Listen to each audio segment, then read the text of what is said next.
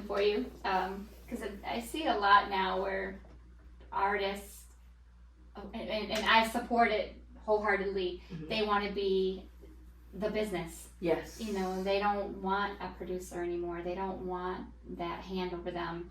You know, what do you tell other artists that don't want to have a producer, that they want to produce? They want to, you know, run their own business. I mean, do you think that's, I guess it just depends on the artist and the person and how hard they work. What do you say to those artists that say, no, I don't want a producer? Yeah. I would definitely encourage, I'm always going to encourage anybody that want to do something. Go ahead and do it. But I'm also going to bring in those factors of, you might want to get a little education, and if you can't do it, check out that library and read them books. You know, or today get on Google and YouTube it or whatever, but get that foundation of the information that makes whatever it is you're trying to do work. You got to have those tools. You got to have those pieces to it.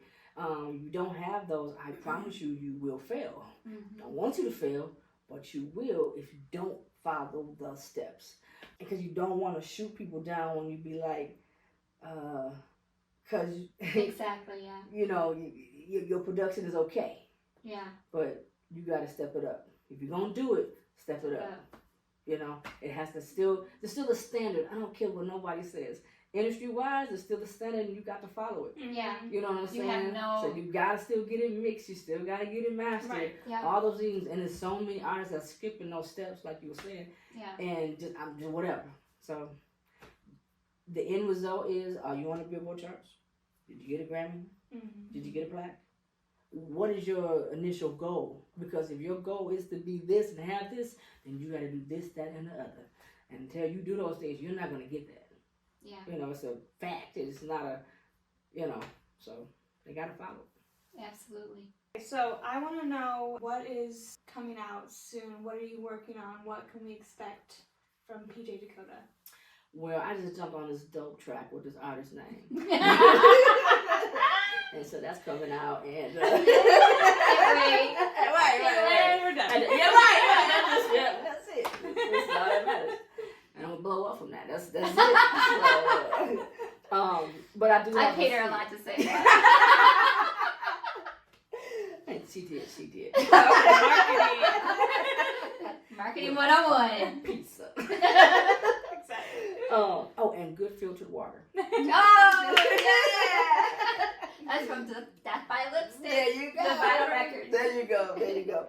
But hell, I forgot the question. What is next? Oh, what's next? What are you working on? So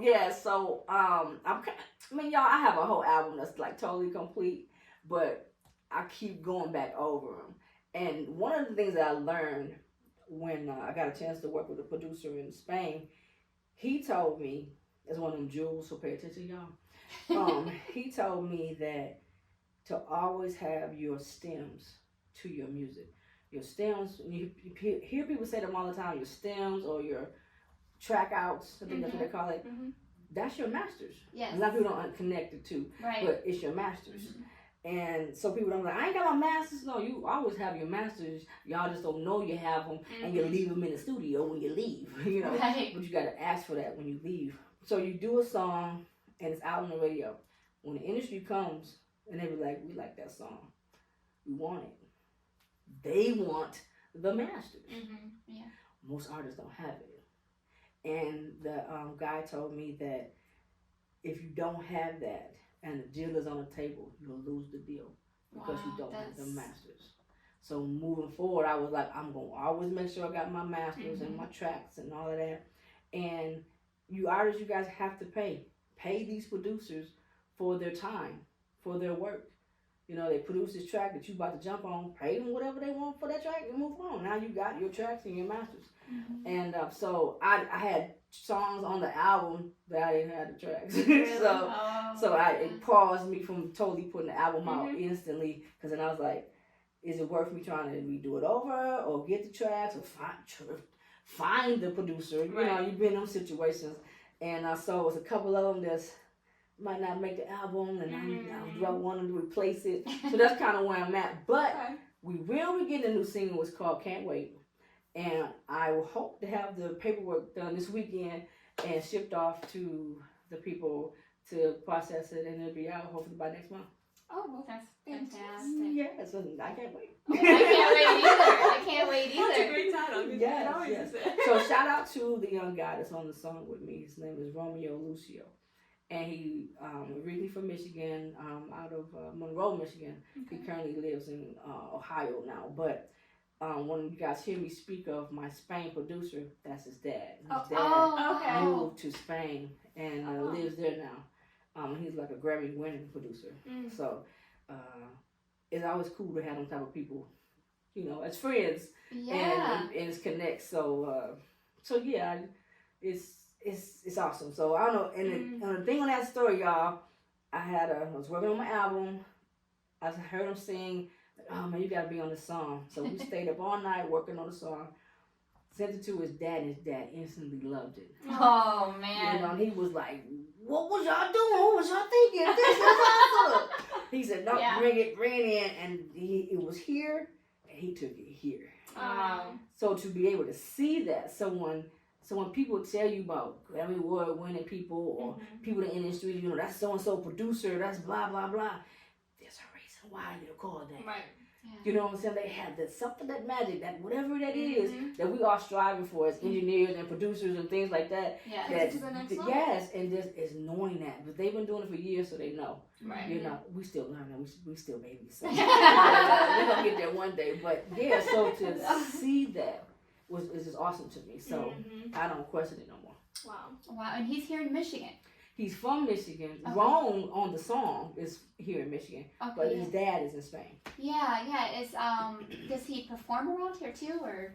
He hasn't lately. Okay. It's not that he wouldn't, because he just got a new single out, I think called Commas. That's out now. Commas? Too. Commas. Okay. Oh Yeah. wow. Mm-hmm. And so where do we find him at? All platforms. All platforms. Yep. All platforms. Yeah.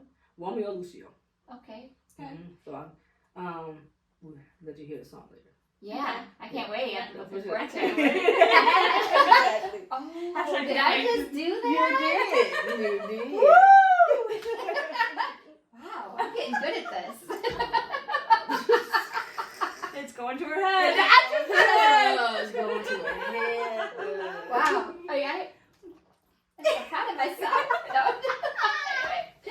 No. Okay. Too funny. It's not about me.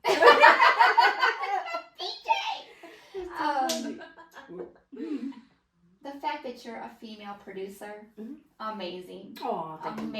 Amazing. And they always say there's not enough female producers around. It's not. So what advice would you give to young women coming up who want to get into music and want to maybe produce their own songs or don't know how to do that? And, how would you encourage a young, or doesn't matter what age you are. Definitely. Oh man, I was encouraging women to do anything, But if it's definitely into this music thing, I'm still gonna push the whole line as much as you can. Technology today has allowed things to be quick and fast. Boom, boom, boom, boom.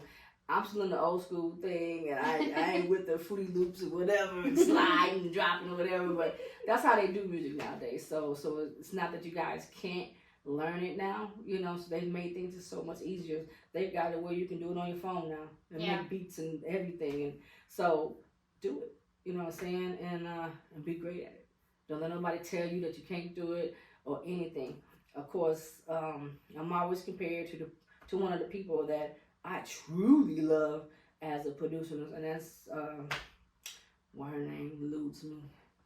Janet? No, of course, Janet. Janet. Of course, you're going to see Janet tomorrow. Janet, right? The female rapper. Missy Elliott. Duh. Yeah, I can see her. But there's a lot of different female No, rappers. I said, no, this one Missy Elliott. Because not all of them are producers. Yeah. So instantly when you say producer, first person that comes to your mind is Missy Elliott. Yeah. And they always compare me to her. Mm-hmm. And so that's, she's in the Rock and Roll Hall of Fame now, yes, right? she is. Yeah, And she's earned it, you know what I'm She saying? has. And, I love Missy Elliott. Absolutely. Yeah, so, you have your people that you just look up to and follow. So you got your Berry Gordy, you got your Missy Elliott, that type of thing. And you go, yeah, that's not a bad thing to what you're going to follow. You know what I'm saying? So And knowing that, people like, not that I'm trying to be another Missy Elliott. I'm just trying to be me. And that was one of the things that I liked about her. It was like, because even when you hear her story, she was like, I was chubby and this, that, and blah, blah, blah, but she still was her, and she did her. She didn't let nobody tell her that she couldn't. Yeah. So, and it was like, so just keep going. And then when I kept doing what I was doing, people started saying it, that was dope, that was good, that was, man, I like that, ooh, you remind me of whatever. And that's always a cool thing when somebody can compare you to somebody that's already in the industry. You know what I'm saying? But I can still, an honor. but I can still be in my own lane. Right. They ain't gonna say she is a Miss. No, I'm not. I'm PJ, and you know the difference. Yeah. So another question I have too, they just keep popping up in my head is, how do you feel about like mental health in the music business? Oh wow. Music plays a real important part in everything. And I'll get deep on it. I don't mean to, but I want you because to. So you do it. Your heartbeat. It makes a sound. You know what I'm saying? It's you know what I'm saying? So the syncopation and everything. You're blinking. Every little thing. You're walking. Everything.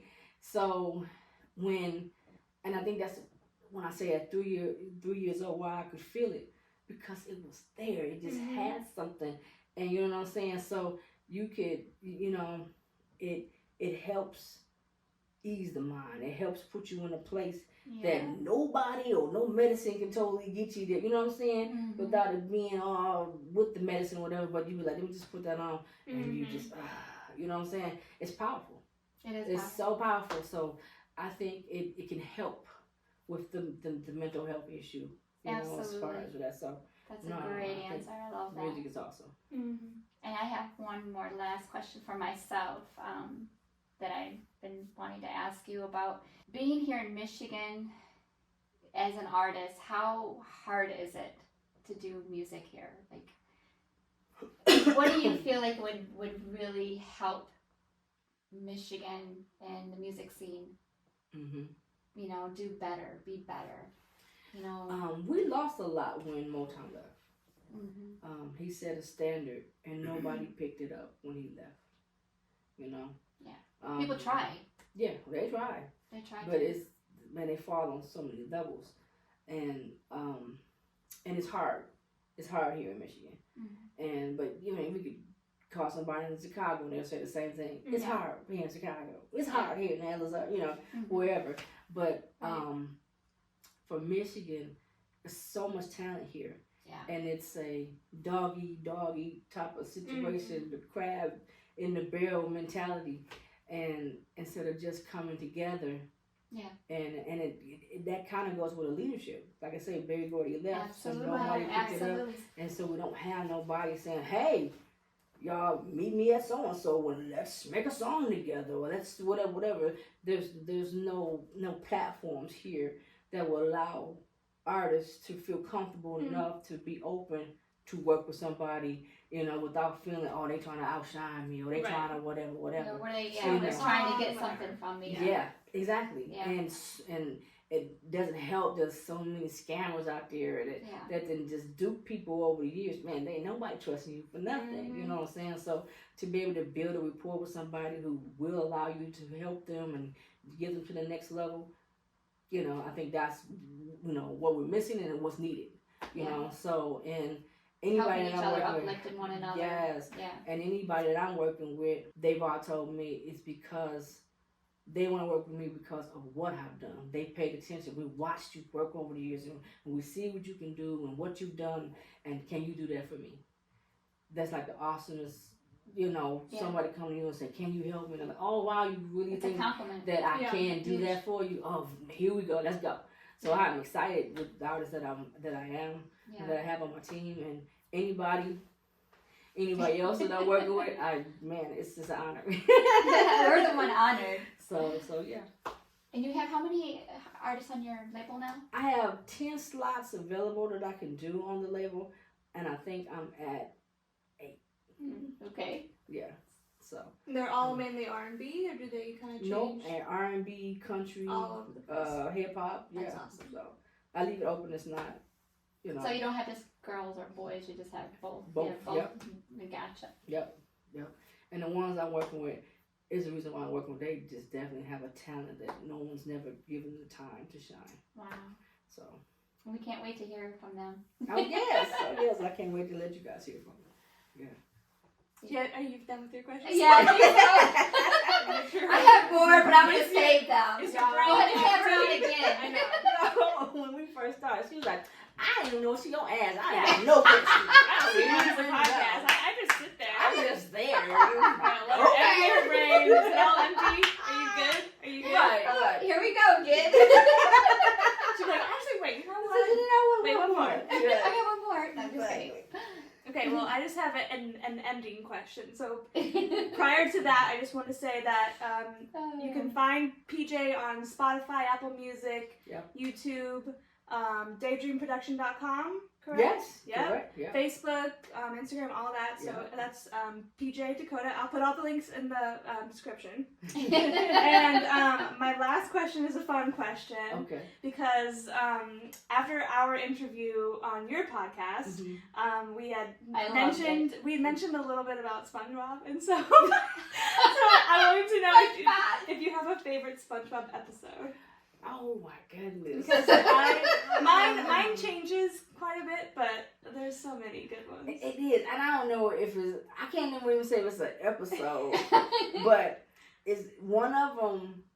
And it might even be part of that movie, but I think they did it before and then they added it into the movie. Was when he went to the surface. It was one of those, and he was like, and there's David Hasselhoff. Yes. He's like one of the yes. So it's that one, and it's like just certain scenes. Like I like when him and Patrick are with the bubbles. The bubble and the jellyfish thing. I have no idea what you're talking about. Right. And then I learned one day I was just really paying attention, and Mr. Crab's restaurant is a crab trap.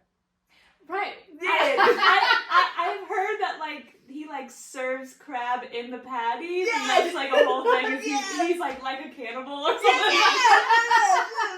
So, but I was watching it one day and I went, that's actually a trap. Right, because the shape of it. Yeah, it's the thing.